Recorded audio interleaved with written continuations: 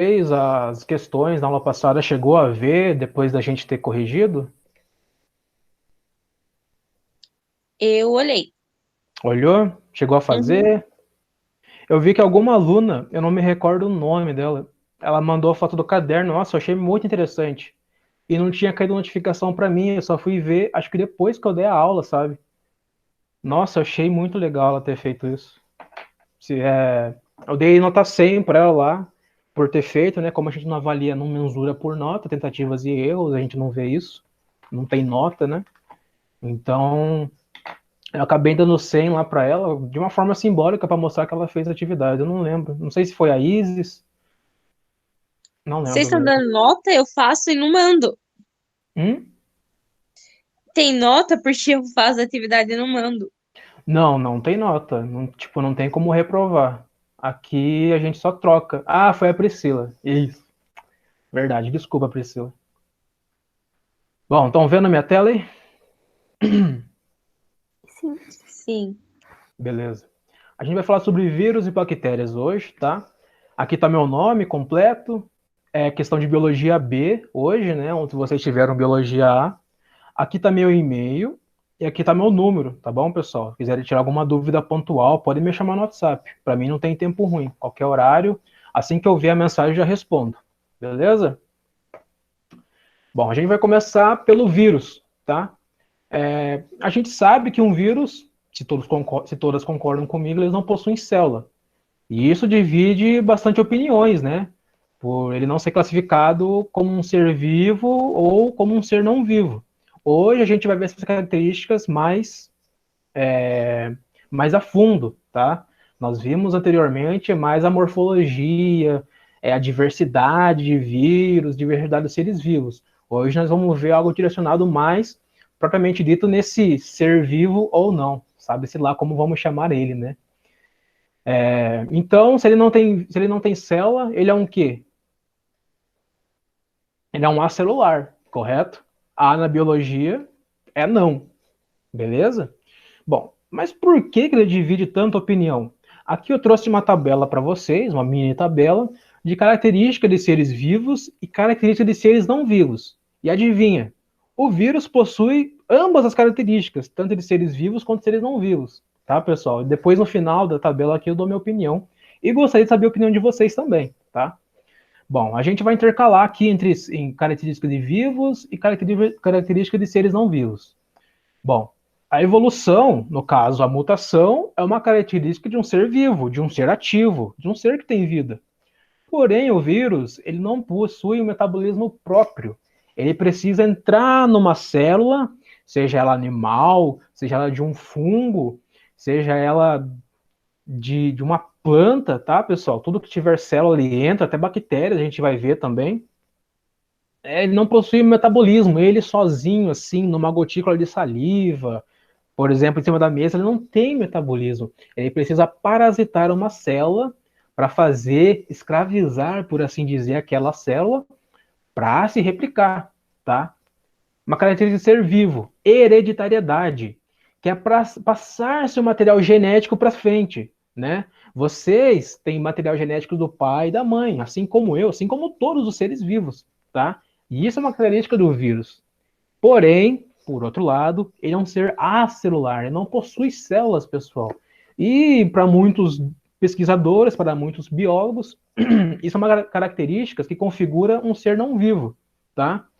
Por outro lado, ele tem presença de moléculas orgânicas, tá?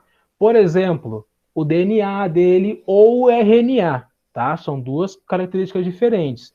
O DNA tem uma dupla hélice, tá? E o RNA, ele tem uma fita apenas. Vocês vão ver isso mais em genética.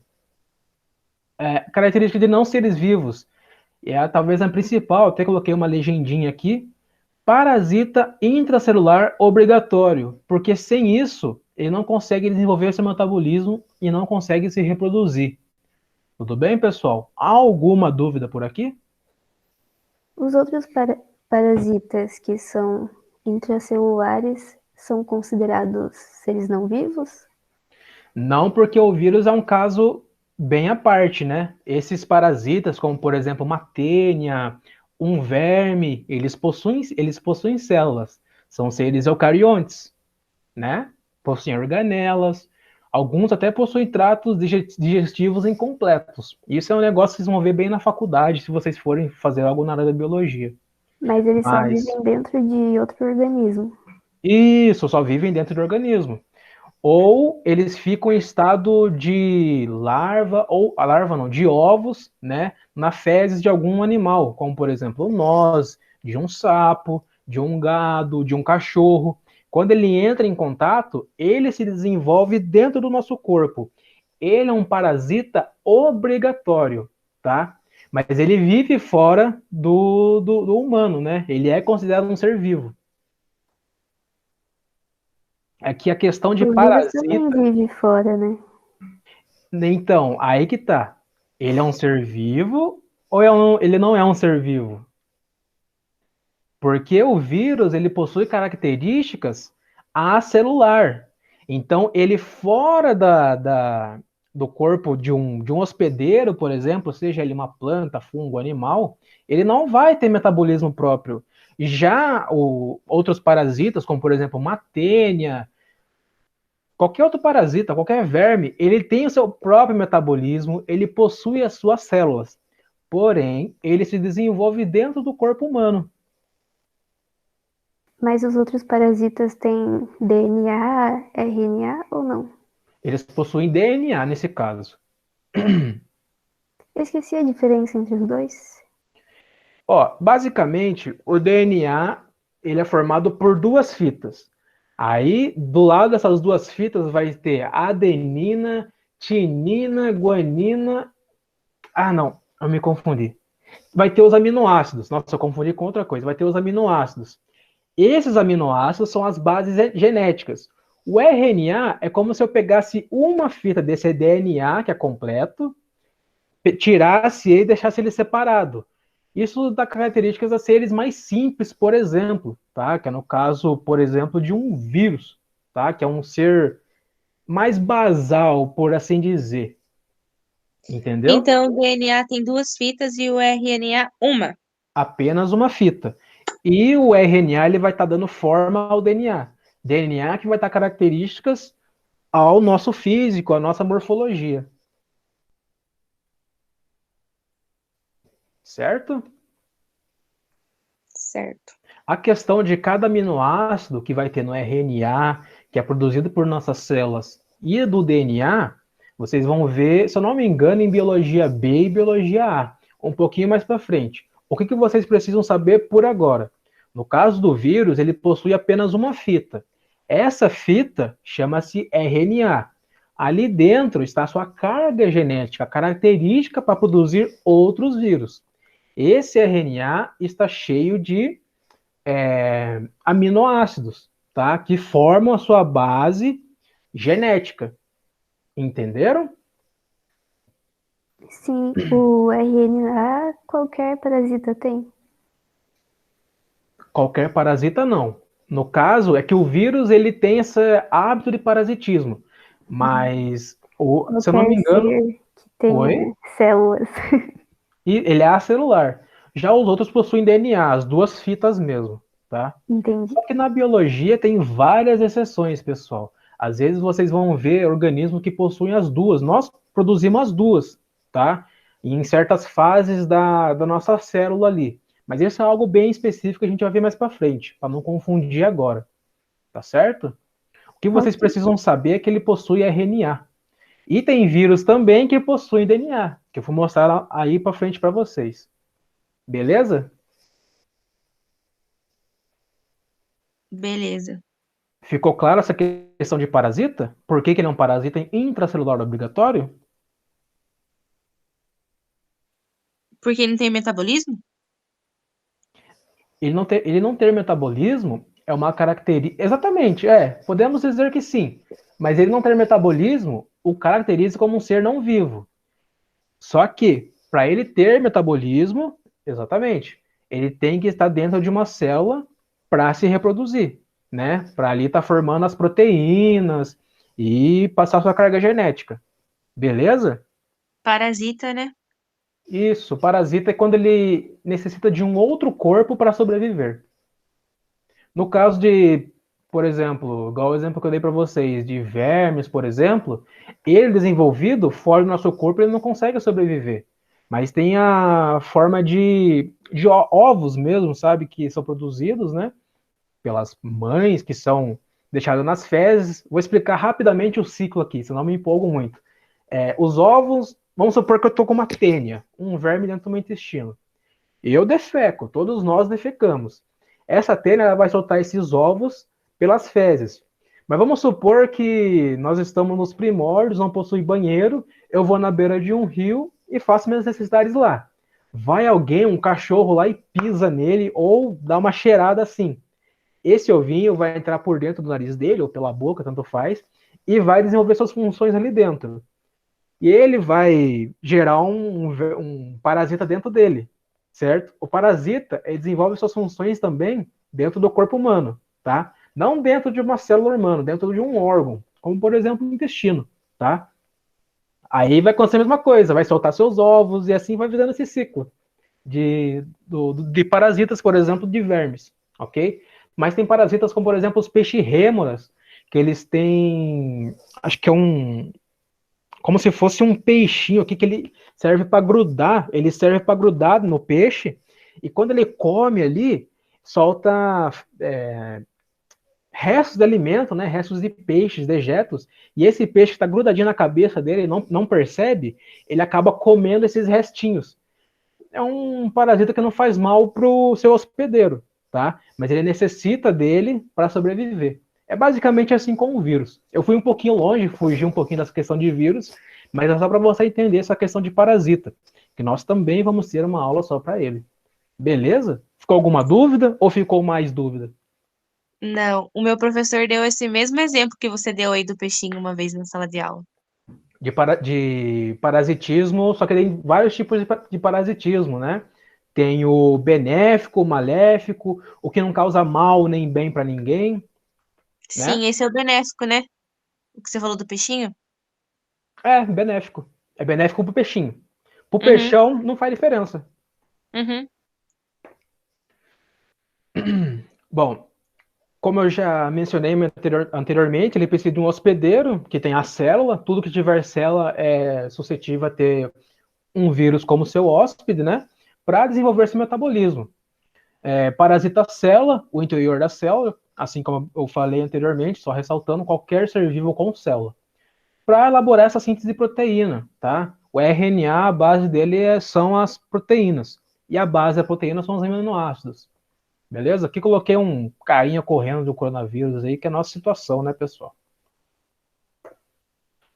Bom, nós temos 5 tipos de vírus. Eu trouxe 4 aqui, tá? Já vou explicar mais para frente por quê.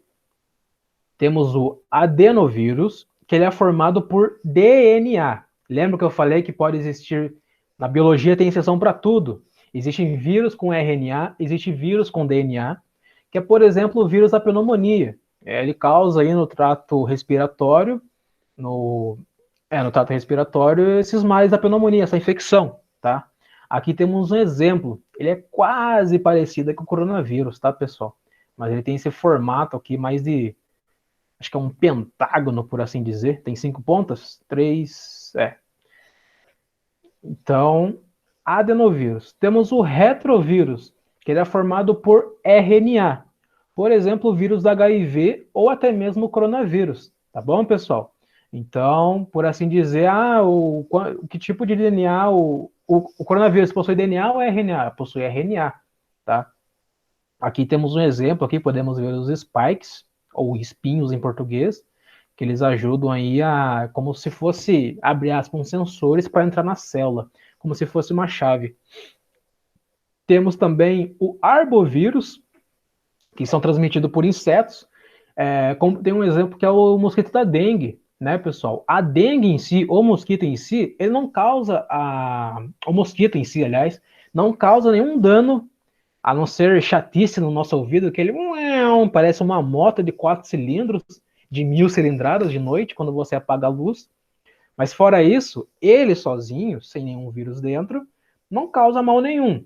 O problema é que ele é um vetor, ele transmite vírus através da sua picada e esse vírus entra na gente, como por exemplo o mosquito da dengue. São os arbovírus, transmitidos por insetos, tá? Aqui temos um exemplo de arbovírus. Temos os bacteriófagos. Alguém pode ler o chat para mim? Eu ouvi. Não, eu que levantei a mão, não tem nada no chat. Ah, por favor. O arbovírus, ele não tem RNA e nem DNA? Ou tem? O arbovírus, se eu não me engano, ele possui. Todos aqui têm que possuir RNA ou DNA. Só que eu esqueci. Nossa, bem observado. Eu esqueci de colocar quais eles têm.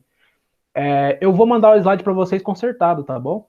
Eu não posso, não tenho certeza, é algo bem específico. Eu trouxe nível de curiosidade porque eu achei lá e acabei esquecendo de colocar aqui. Mas ambos têm que ter ou RNA ou DNA, tá bom, pessoal? Eu vou mandar o slide consertadinho para vocês. Putz, nem me toquei disso. Tá bom.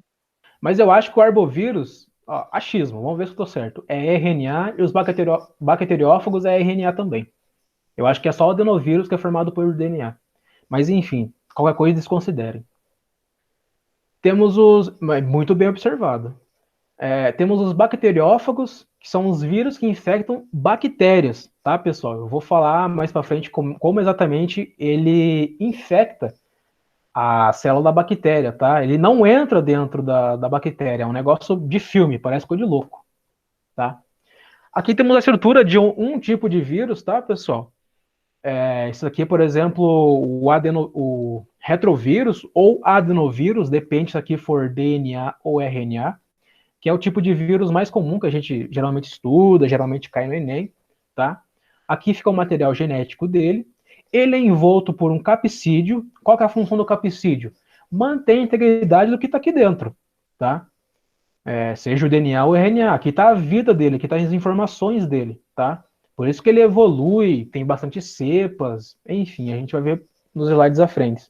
Temos esse envelope que ele ajuda a entrar dentro da célula, tá, pessoal? É como se fosse aí um quebra-barreiras. Eu vou explicar um pouquinho mais para frente também. O material genético e as proteínas de associação. Tem células que elas se comunicam por proteínas, tá? Vamos supor que ela fala uma linguagem X, uma célula. E essas proteínas aqui, esses spikes, eles também imitam essa linguagem. Por exemplo, vamos supor que a célula fala português. Aí esse vírus tem essas proteínas aqui de associação que falam português também. Aí a célula fala, você fala português? Deixa eu ver mesmo, vamos ver se encaixa. Encaixou. Pô, cara, entra aí. Entra. E acaba entrando na célula. Tá bom, pessoal? Ele meio que ludibria aí a entrada sua da célula. Ele é bem danadinho. Beleza?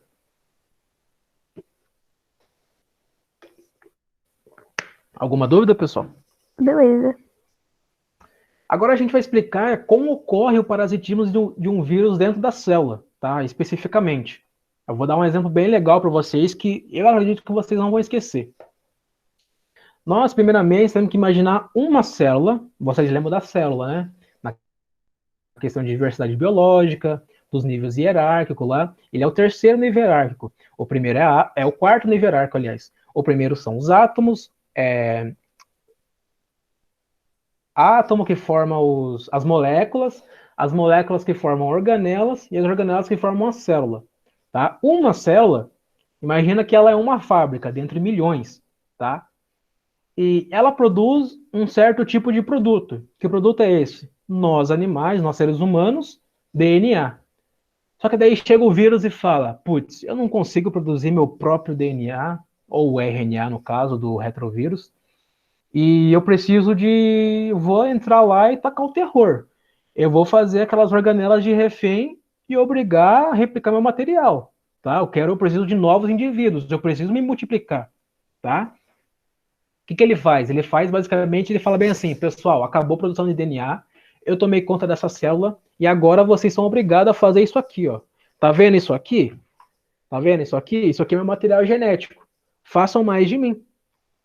E eles começam a fazer, e eles vão migrando para outras células. E é assim que um vírus vai se espalhando, tá? Dependendo da célula, ela acaba estourando de tanto vírus que é produzido, levando assim à morte daquela célula. Tá bom, pessoal? Temos 3 tipos de invasão. A injeção do material genético, que é os bacteriófagos. Lembra que eu falei que ele não entra dentro da célula da bactéria? Ele joga, aqui tá toda a informação do DNA dele, tá, pessoal? E ele joga ali e fala, tá ali.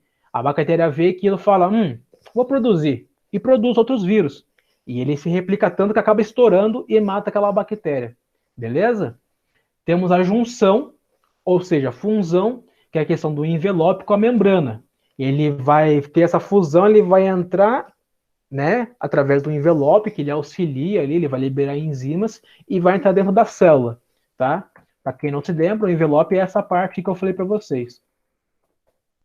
E temos também a questão da endocitose da célula hospedeira, que é igual o exemplo que eu dei para vocês, tá? Nessas questões de proteínas de associação, por exemplo. Existem outros jeitos também. Mas o exemplo que eu estou dando aqui é das proteínas de associação. Que ela vê aqui e fala, falamos a mesma linguagem? Pô, entra aí. Ela meio que junta e fala, pode entrar dentro da célula. E acontece o caos, né? Alguma dúvida até aqui, pessoal? Eu tenho uma pergunta. Hum. Igual quando uma pessoa morre de Covid, que é um vírus. Uhum. O que que acontece dentro do corpo que faz a pessoa morrer? Bom, nós precisamos de oxigênio, no caso, né?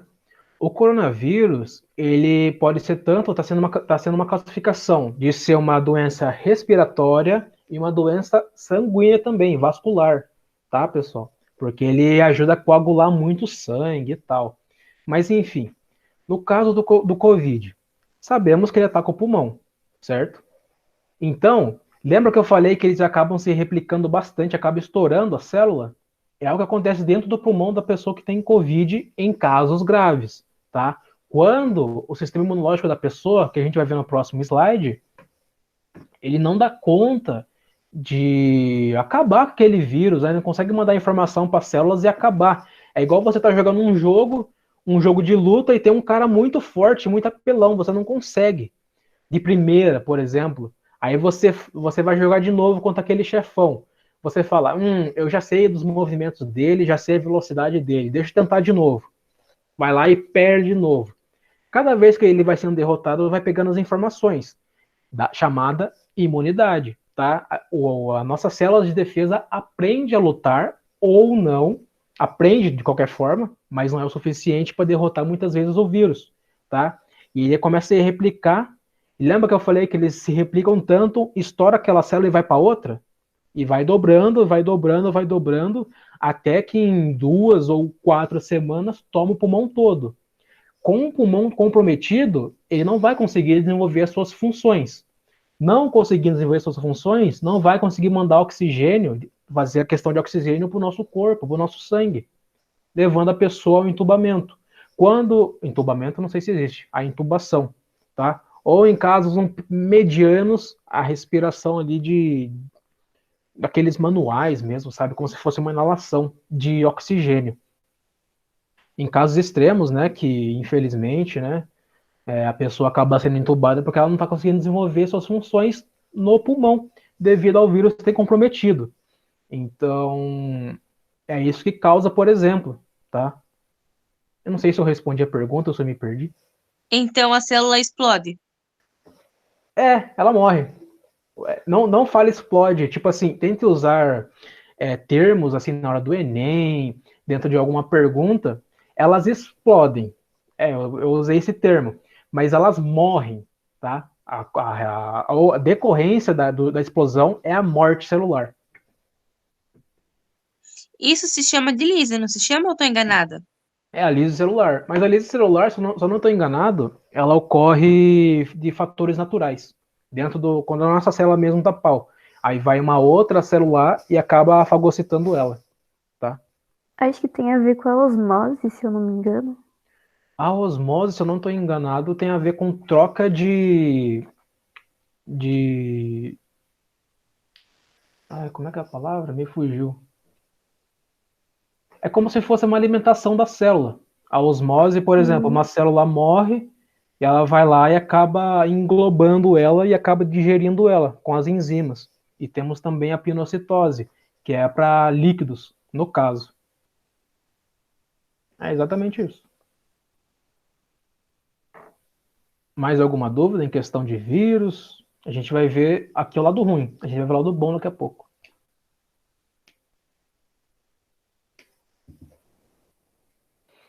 Sem dúvidas. Sem dúvidas. Bom, nem tudo está perdido, né, pessoal? O ciclo ele pode ser interrompido com a chegada das células de defesa. Então vem como se fossem os guardas aí, os policiais, e falou: que negócio que é esse aí? Você entra na célula, você não pode entrar aqui, você é um vírus, cara, você não pertence aqui, você vai estar fazendo mal aqui. E tenta acabar com aquele vírus, né? Ou qualquer outro organismo que entre na célula. Mas estamos falando do vírus por enquanto. E ele pega o radinho, se conseguir, ele pega o radinho e fala, metaforicamente, tá, pessoal? Ele fala bem assim, ó, o vírus ele se comporta desse jeito, passa informação para todas as outras células de defesa. Por isso que as pessoas desenvolvem alguma imunidade depois de pegar uma gripe ou até mesmo o Covid, tá? Mas o Covid é um negócio bem louco e bem específico por se tratar de uma pandemia, tá bom, pessoal? Ele acaba se mutando muito, assim como a gente viu naquela tabelinha da primeiro slide. E então, a célula de defesa, ela fala, ó, consegui lidar com esse negócio, com esse vírus aqui, com esse invasor, e você tem que acabar com ele desse jeito. Geralmente, jovens, né, de 15, vou chutar, geralmente é a média que a gente está tendo agora, porque não foi testado com antes, de 15 a 50 anos. Tem uma imunidade não igual, claro. Tem um pico ali entre os 30 anos. A partir dos 30 anos, a imunidade começa a baixar bem devagarzinho, tá?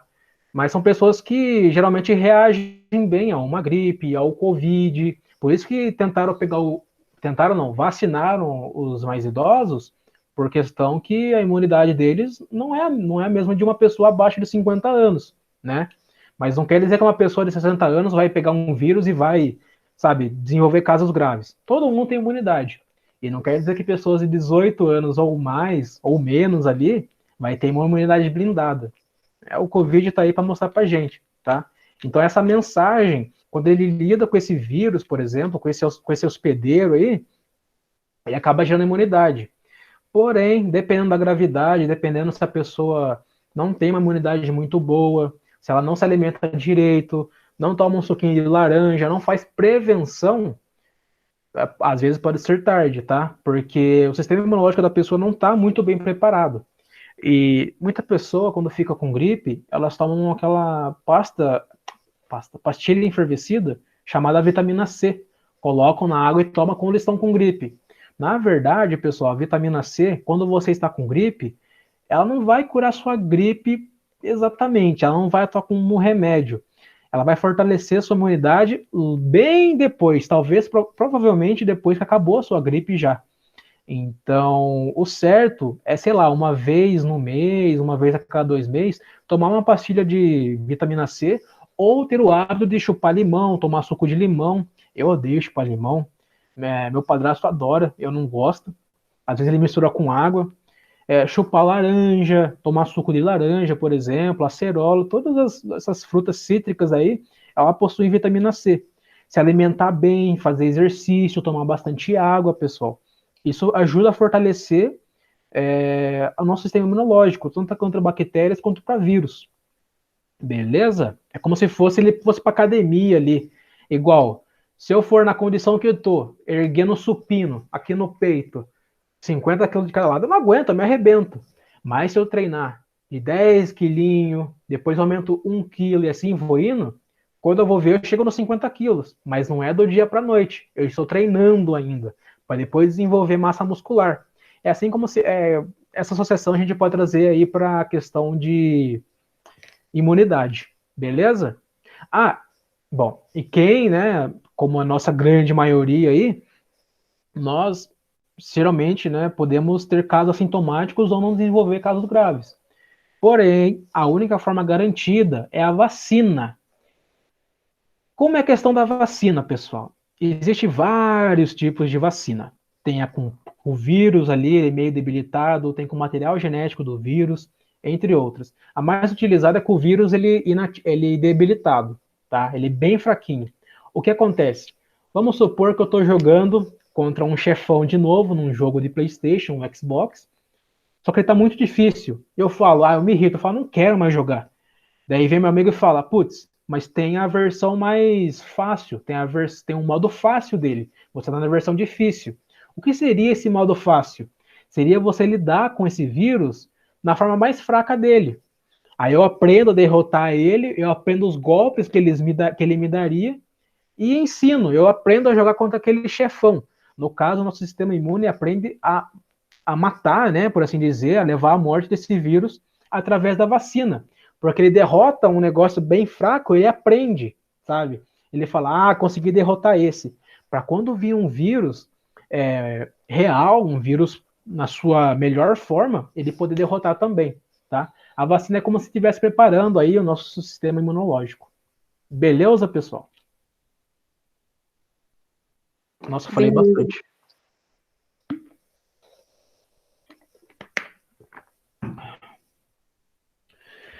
Bom, aqui eu trouxe algumas características, tá? Pra gente ir finalizando a questão do vírus. Nossa, nem sei que horas são. 10h15. Obrigado. Os vírus, enquanto não estão infectados, eles ficam inativos. Lembra que a gente discutiu a questão se eles ficam vivos, se eles são seres não vivos? Mas tem um nome para isso, chama-se Viron. Eu pronuncio Viron. Tem pessoas que pronunciam Viron, tá, pessoal? Nós estamos no Brasil, então, whatever. Como eu tenho acentinho no I, eu chamo de Viron, tá?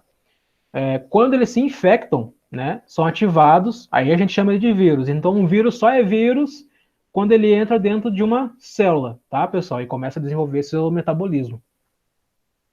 O vírus que tem a cápsula coloca apenas o nucleocapsídeo dentro da célula. E o vírus sem cápsula entra por inteiro.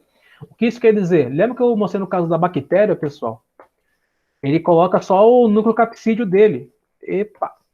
Ele entra aqui, joga seu material genético e vai embora. Ou a célula vai lidar com isso daqui, vai desintegrar ele. Mas o mais importante é que ele deixou seu material genético. Ele vai começar a se reproduzir aqui. Porém, quando o vírus entra inteiro, ele obriga as células, as organelas a trabalhar em favor dele. Então, tem esses dois tipos, beleza? Cada vírus infecta uma célula específica, sistema de chave e fechadura. Lembra que eu falei que sistema de chave e fechadura é quando eles se comunicam com a mesma língua? Por exemplo, se a célula fala espanhol, mas eu falo português, não vai bater. A minha célula não vai deixar ele entrar. Mas se o vírus, danadão, safadão, falar a mesma língua dele, ele vai se unir e vai entrar. Beleza? Para causar uma doença, o micro-organismo deve estar virulento, ou seja, com alta capacidade de causar doenças. Tem alguns vírus, pessoal, que não fazem mal para a gente, tá? O ar está cheio de vírus. Provavelmente essa caneta aqui, se eu pôr ela na boca, ela tem muito vírus, tá bom, pessoal? Mas, em grande maioria, nosso sistema imunológico lida muito bem com eles e eles acabam não causando nenhum tipo de doença para a gente, tá? Ou se o hospedeiro deve estar muito suscetível, ou seja, com a saúde debilitada, geralmente pessoas com comorbidades, idades avançadas, tá, pessoal? Pessoas que muito sedentárias, não se alimentam muito bem. Tudo isso acaba corroborando, ou seja, ajudando, auxiliando a desenvolver um caso virulento, beleza? E todas as doenças causadas por vírus são denominadas viroses. Eu sempre faço isso. São viroses, ok? Não há para muitos vírus um remédio para combater a infecção. Por isso existe a importância das prevenções. Quais prevenções? Vocês podem citar um tipo de prevenção que eu falei para vocês, pessoal?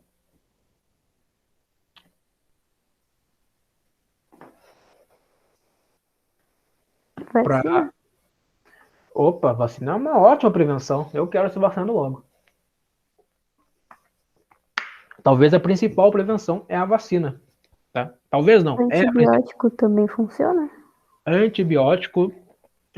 Coloquei até aqui, ó. Não coloquei, coloquei mais para frente. Mas antibiótico tem zero efeito contra vírus, pessoal. Vírus é um ser bem complexo, nós vimos a diferença dele, não tem célula, possui só uma camada de RNA ou DNA, dependendo, né? Se for adenovírus ou retrovírus, como a gente viu há um pouquinho atrás.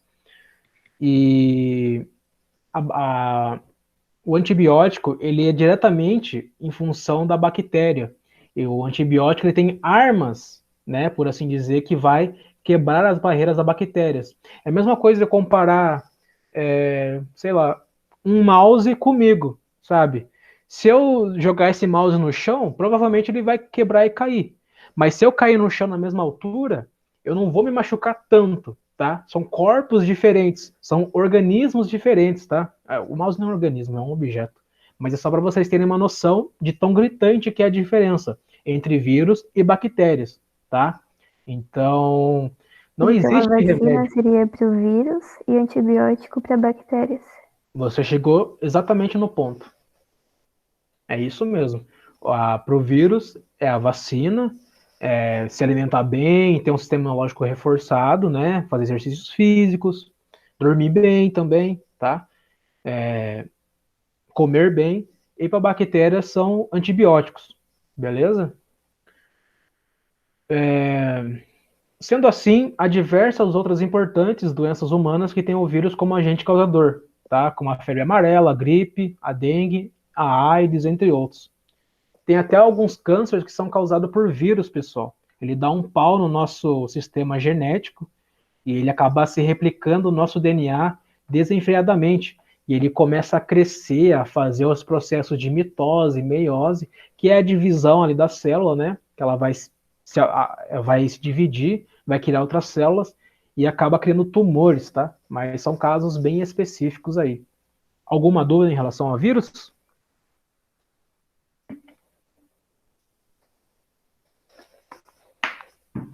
Acho que não.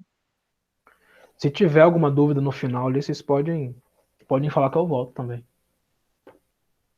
Bom, agora sobre bactérias. As bactérias, por outro lado, elas são classificáveis, né?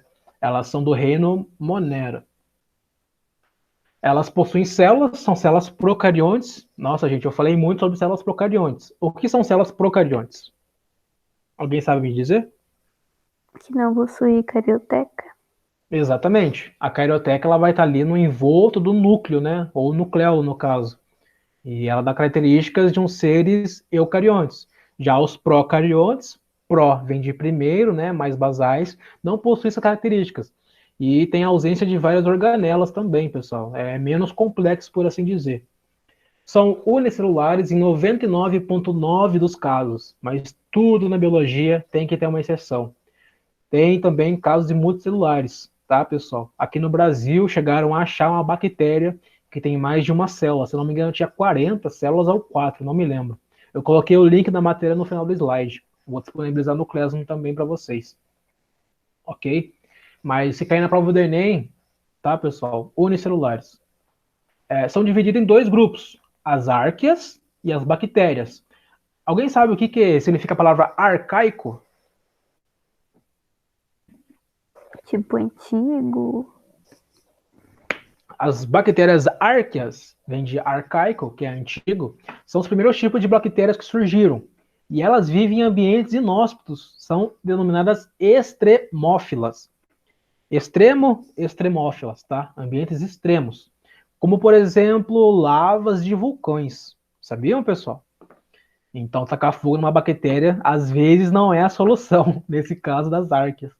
Alguém sabe me dizer por que elas são tão elas conseguem se desenvolver tão bem, viver tão bem em ambientes extremos?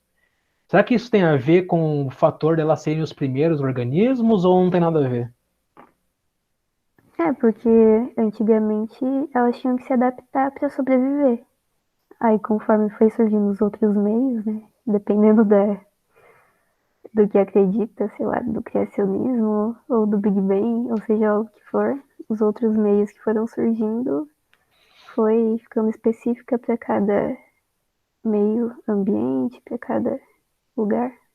Exatamente. Entra a questão aí de adaptação e questão de busca de recursos, né? As arcas, elas vivem na lava, por exemplo, ou em geysers. Alguém já viu algum geyser? É como se fosse um chafariz natural que espirra água a 80 graus Celsius, 100 graus Celsius, 150 graus Celsius, tá? Tem bastante bactéria lá também. Esses tipos de bactérias são as bactérias extremófilas, tá? No caso das lavas de vulcão, ela se alimenta do enxofre que é liberado. Tá bom, pessoal? Ai, meu estômago tá brabo hoje. Já as bactérias, né, que é um outro grupo, são as citadas em aulas, como os lactobacilos, que formam aí o acute, ou leite fermentado, né, que dá na mesma. Só coloquei a marquinha aí porque é a mais conhecida, eu acho. Aqui vocês devem estar cansados de ver essa estrutura, né, pessoal? Aqui temos uma estrutura de um ser procarionte, como... Esqueci o nome da amiga que falou. Eu só ouvi por voz, eu não conheço, não associo o nome com voz. Acho que foi a Sofia? Isso. Ah, tá bom. Não tem aqui a carioteca, né? Ela fica todo... o DNA dela fica todo disperso aqui no citoplasma, tá, pessoal? Temos esses piles aqui, que serve tanto para essa troca de plasmídio, que esse plasmídio tem carga genética, que vai ser trocada com outras bactérias, por exemplo, ou agregação também, de se agarrar em lugares, tá? Membrana plasmática, parede celular, essa cápsula aqui, que é como se fosse o esqueleto dela, tá, pessoal? Não é um esqueleto, é como se fosse uma proteção também. Esse flagelo aqui, que é formado pelo centríolo, né, uma organela que tem nas bactérias e tem em nós, flagelo. Tem nos espermatozoides também, por isso eles conseguem nadar, tá? Isso aqui serve para locomoção. O DNA, flagelo, os ribossomos, e aqui está o citoplasma, né? Que é o meio onde tudo isso fica aí. Bom, a questão de forma de vida, pessoal. Falta 4 minutos ainda. Deixa eu ver. Tá quase acabando. Vocês se importam se passar alguns minutinhos, tipo uns 5 minutinhos? Mas Não. se vocês Foi forem muito fazer boa. perguntas, se vocês forem fazer pergunta e tomar o tempo, não esquente cabeça. Eu prefiro que vocês perguntem do que eu concluir a aula, tá bom, pessoal? Não tenham vergonha. Ah, professor, não entendi a primeira tabela lá. A gente volta, tá? O importante é sanar a dúvida de vocês. Não quero que vocês saiam com dúvidas. Perguntem. O que eu não souber, algumas coisas mais específicas, a gente busca, tá? Bom, as formas bem diversas, tá, pessoal? Eles vivem em diferentes ambientes, sejam ambientes aquáticos, dentro do nosso corpo, tá, pessoal?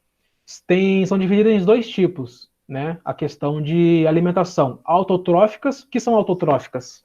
Alguém lembra? Que produz o próprio alimento?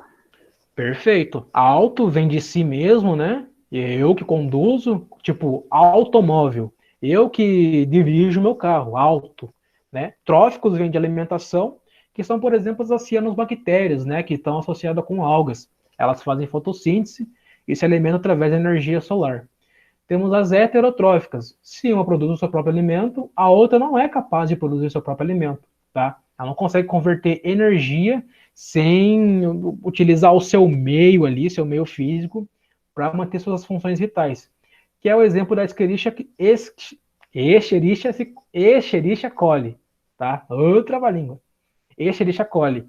Essa bactéria, ela está presente no nosso corpo, dentro do nosso intestino, tá? Ela não causa nenhum mal dentro do intestino. Ela se alimenta de matéria orgânica morta, tá, pessoal? Restos de dejetos, ela ajuda a manter ali nossa flora intestinal, tá? Ela, entre outras, eu peguei apenas um exemplo.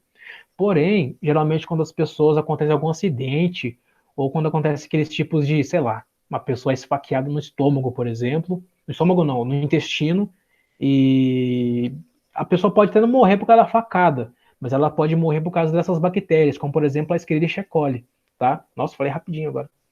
Que ela sai do intestino e fora dele pode causar muito malefício, tá, pessoal? Há alguma dúvida?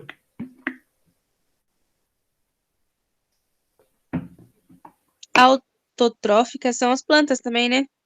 São as plantas. Exatamente. Elas não buscam seu próprio, elas não buscam seu próprio alimento, sabe? Elas precisam da energia do sol. Porque elas possuem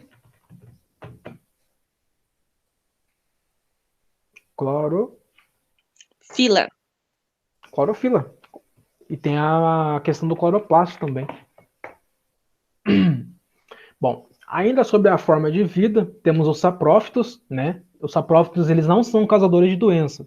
E eles vivem do nosso dejeto, do nosso corpo, por exemplo, que é a Escherichia coli, tá? São simbiontes. Simbiontes são seres vivos ali que eles precisam de outro organismo, mas não faz mal nem para ele e nem para mim, tá? Ele tá no meu intestino ali, não tá fazendo mal para mim. Se ele sair, a coisa complica. Mas em circunstâncias naturais, em circunstâncias normais, é um simbionte, tá? Temos os saprófitos, que não causam nenhuma doença, e temos os patógenos, tá? Eles causam doenças, patógenos. Por exemplo, tuberculose, os patógenos de pneumonia, tétano, sífilis, leptospirose e a peste negra, tá? Mesma questão aqui do Aedes aegypti, pessoal, do mosquitinho lá. A peste negra, as pessoas condenavam o rato em si, mas não era o rato. O rato era um vetor, ele transmitia a doença, tá? Que era, por exemplo, a bactéria que causou a peste negra na Europa, tá, pessoal? E essas doenças, né, elas são tratadas principalmente por antibióticos, tá? A maioria delas são... Maioria não. Uma pequena parte a gente consegue lidar com nós, por nós mesmos, dependendo da quantidade. Mas, por exemplo, se eu levo um corte no braço aqui, feio, fundo, nossa, aqui na minha pele, né, a pele serve como uma camada de proteção para patógenos. Se eu cortar essa proteção, vai entrar muito patógeno ali dentro. Meu corpo não dá conta de tanta carga viral. E também a questão do coronavírus, né? A carga viral está diretamente ligada com se a pessoa vai desenvolver caso grave, caso leve, tá, pessoal?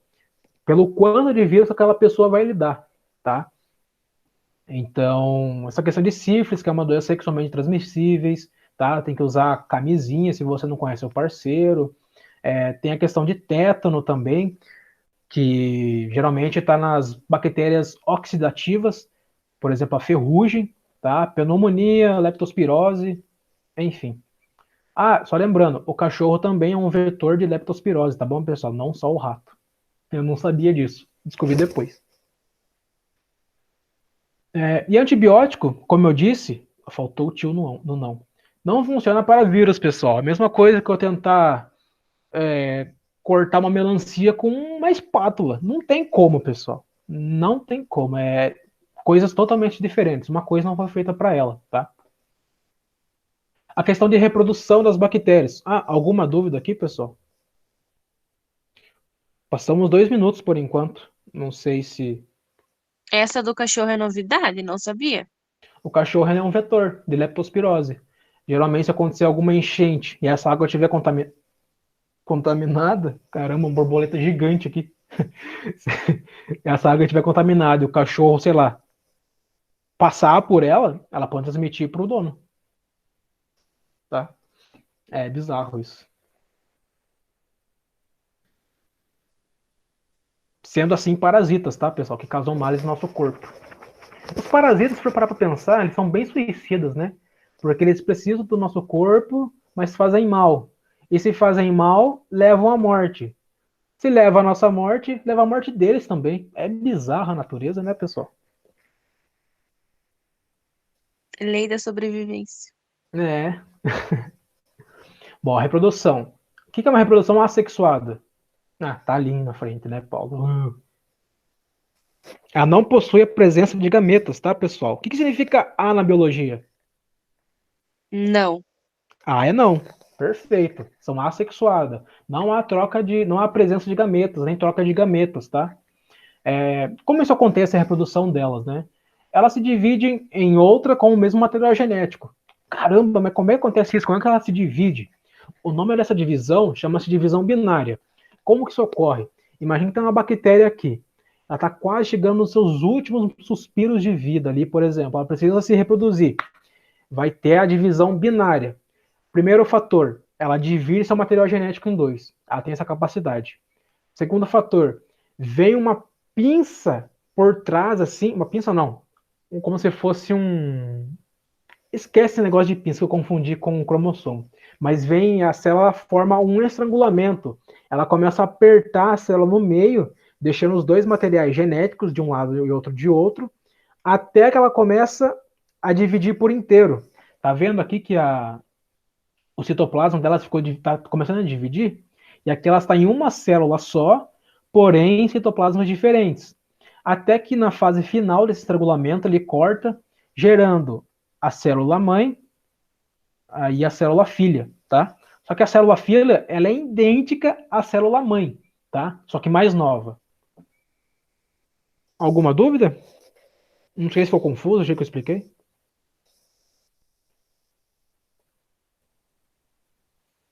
A parte do estrangulamento é só para fazer a divisão. Isso, a célula tem essa capacidade. Ela tem um mecanismo que vem de fora para dentro, chamado estrangulamento. E ele começa a apertar, apertar, apertar, até que ela se divide em dois citoplasmas. E esse citoplasma fica esse meio assim da célula. A última fase, a última etapa é esse corte que ela dá, esse corte final, tá? Tá bom. Nos doutorados da vida, os professores doutores, eles se especializam só nessas mecânicas, por exemplo, pessoal. Porque o que eu falei aqui é algo bem superficial, mas existem várias fases, né?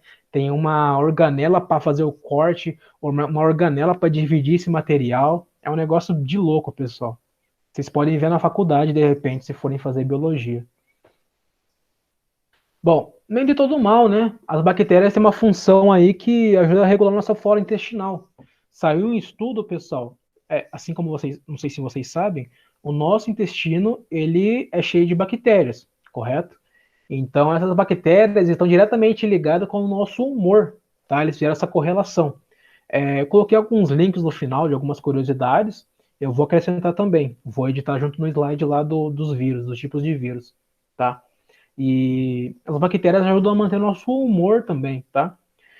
As cianobactérias que nós vimos lá, né? Nós vimos é bom. Elas produzem grande parte do nosso oxigênio do planeta. A gente pensa que as árvores, né, de uma floresta, elas são responsáveis por produzir nosso oxigênio. Mas foi feito um estudo que todo o oxigênio produzido pelas árvores, 90% é retornado para ela mesma, tá? Dentro daquele sistema fechado ali dela. E o grande responsável pela produção de oxigênio são as cianobactérias. Por isso é que é de extrema importância preservar os mares e os oceanos, pessoal.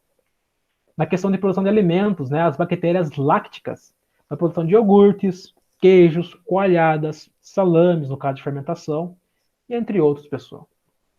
No caso, Alguma são dúvida? as algas e os corais, né? Os corais, eu acho que os corais As não algas, entram. né? Isso, só as algas.